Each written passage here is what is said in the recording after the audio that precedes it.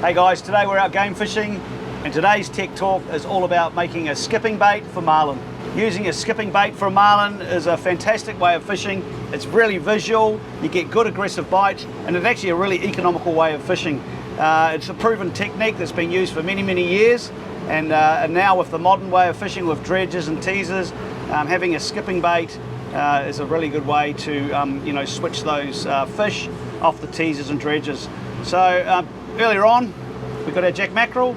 This is our preferred skipping bait, and we're going to rig it up. What we've got a fluorocarbon leader, around about 220 pound, an inline circle hook. We like to use circle hooks when bait fishing for marlin, so we get a really good hookup rate, and also if we want to release the fish, we know that hook's going to be in the corner of the mouth. We've got a good pair of cutters.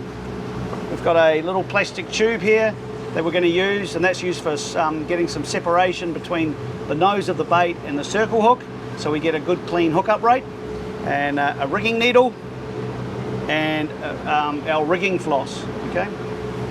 So the preparation of the bait's really simple. We're going to cut off the pectoral fins. This makes allows the bait to swim a lot easier. And then we're going to cut a small nick in the nose of the bait, and when we're getting to the final stages, this makes the toe point in the center of the nose of the bait. So we're just going to put a little nick in there, in the center of the nose, and there we go. With a swimming bait, you don't have to take the gut cavity out of it, you don't have to take the eyes out, you don't have to be worried about the air inside the gut cavity, okay? So it's just a natural fish. We've removed the pectoral fins and we've put that little nick in the front of the nose there. We've got our rigging floss. Take off about 1.2 meters of our rigging floss. Obviously use our cutters to cut it.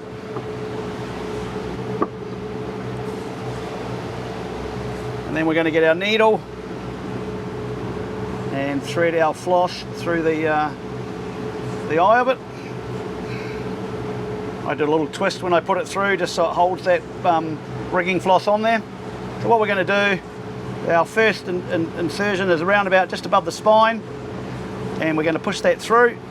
You can see there it's just going through the spine, so it's going to be nice and tight. We're going to pull that floss through, pull it about halfway so we've got even line. The next point that we're going to go in is we're going to go in the back of the gill plate and come out on the other side on the back of the gill plate. And what this does is lock off the gill plate, so this swims a lot better. And the next one is we're going to put it through the top of the eyes. Okay, pull it through. Okay, we're then going to take that tag end off the needle and work on the other side.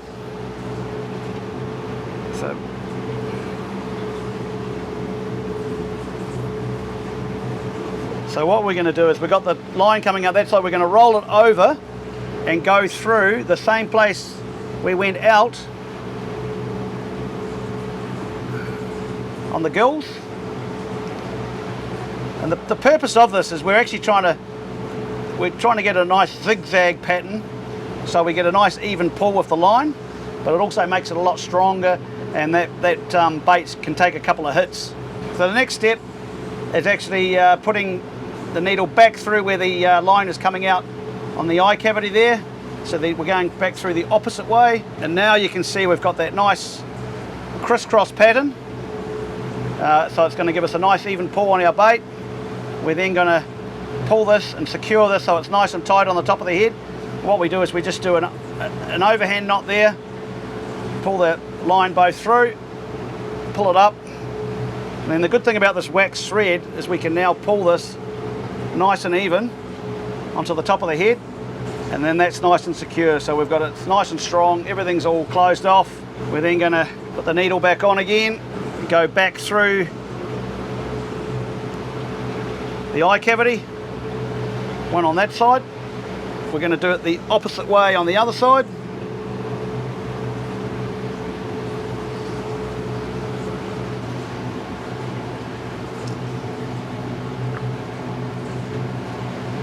And then what we're going to do now is we're going to form an overhand knot on the bottom of the gill plate And what this does is this close off the gut cavity and prevent it from opening up and making this bait spin or not swim very well. So we're going to tie that off there.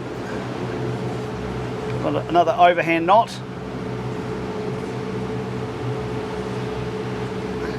So now we've got the gill plates all closed off.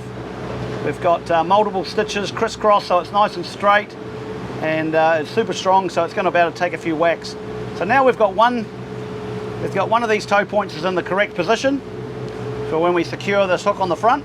But what we want to do is we're going to get one of the tag ends,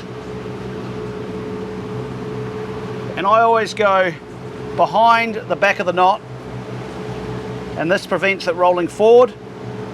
And we're going to go up through the middle and up through the center of the head.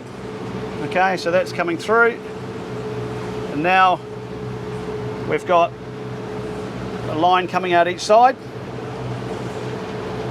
and we can then tie a knot, and we're going to secure that on the front, and that's why we put that little cut in there originally, so this will pull down nice and tight into that slot. Another overhand knot. There we go, we've got that all nice and secure on the nose. We'll do one more knot to lock it off.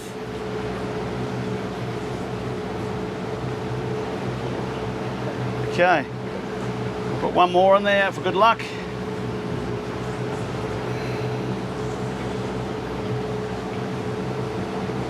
Okay, so now we've got a good toe point in the center. We can cut our tag line so they're the same length. What I like to do is then roll these up so they're nice and nice and tight.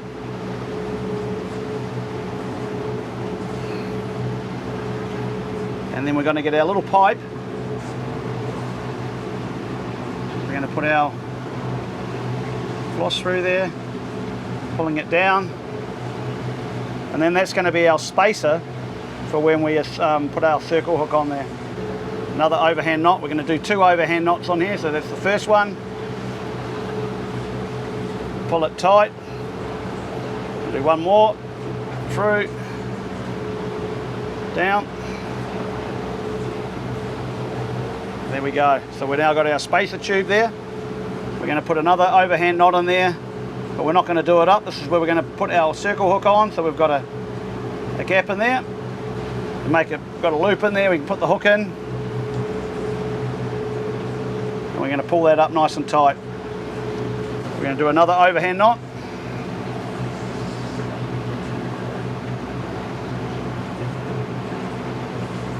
And then what I like to do is go around and come out back at the other side there. Come through the other side. Another overhand knot.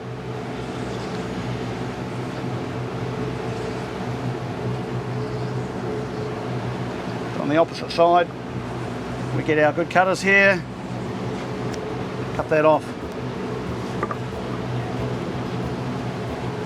There you go. That's one skipping bait for a marlin.